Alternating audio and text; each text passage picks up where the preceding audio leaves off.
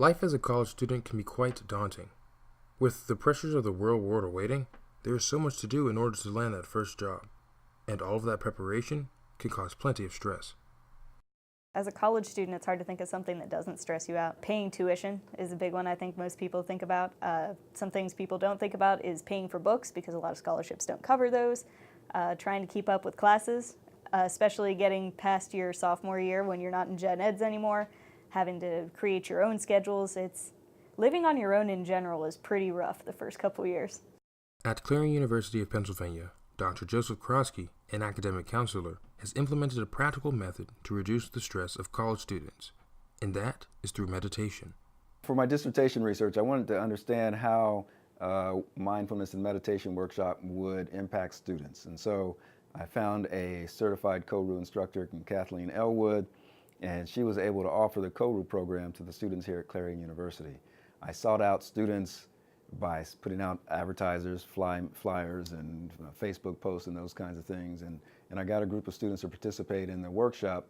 It was a 4-week workshop basically, and what I found was really astonishing. I had students who had severe problems with anxiety and other issues, and by learning the mindfulness meditation practices through that KORU program, they were able to deal with things in a much more beneficial way.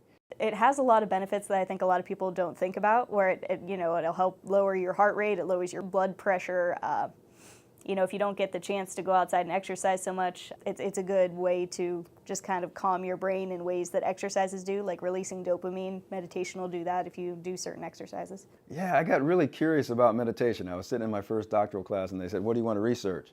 And I was told that I had to do the dissertation, so it wasn't something that I had been looking forward to doing my whole life. And so I wasn't sure, but I was always curious about meditation and its benefits. I found some research by Hall in '99 that affirmed what I thought was probably going to be the case, that meditation helps students. And so that research led me on to other things. I found that Google was offering a program, the Search Inside Yourself Leadership Institute, started at Google, where they taught their employees mindfulness, meditation, and emotional intelligence skills. And I got certified in that program so that I could understand more about what mindfulness does for people in a work setting. Throughout the KORU program, different meditative styles were practiced by the students.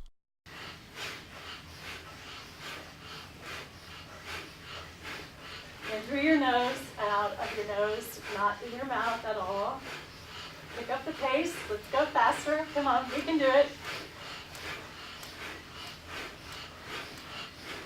The KORU program that we used here was developed for college students, for emerging adults, and so that program was more applicable to the way students' lives are. And so we decided to use KORU here because it's been effective for students. It was started at Duke and has spread worldwide, and between that and what I knew from what I was learning at Search Inside Yourself with the Leadership Institute out of Google, silly, I was just real excited about it.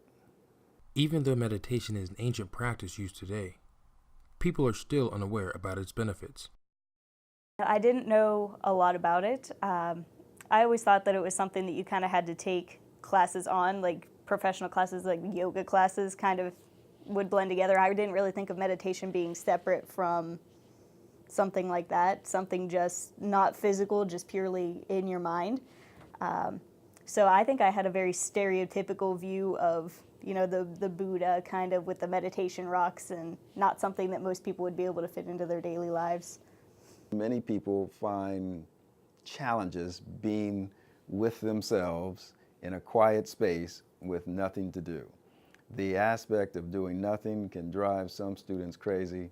And when, like, we work, for instance, with the soccer team, and we teach them some of these skills. Some soccer players love it, and some soccer players, I'm sure, wish that they were doing more drills with their feet instead of mental drills that the mindfulness practices put them through. So yeah, it's not necessarily on the surface for everyone, but we know that it is for everyone, and it's a technology, so to speak, that's been around for thousands of years. 2,500 years ago, it started formally, and it's continued and continues to grow. So we know it's effective for people across all types of different situations. I would very much recommend taking this KORU class. It's Very simple. It was for an hour or two a week for half a semester. I think we didn't even go a full semester. And even in that time, it wasn't just learning the practices, it was learning it with other people. So we would come in and we would share, is it hard to find that much time during the week? And at first we'd all say, oh yeah, it's terrible. But then the more you thought about it, no, it's really not all that hard to find 5 minutes a day. So being able to talk to other people about, hey, what stresses you out, which one of these exercises helps best during that situation. So I would really recommend taking this class if you have an opportunity to, because it helps in the long run. So if you're a student out there in need of some stress relief, give meditation a try. Consider becoming a part of the COBRA program if guidance is needed. Mindfulness meditation is for you. You might think it is not, but when you are looking for that chance to exhale, that opportunity to breathe,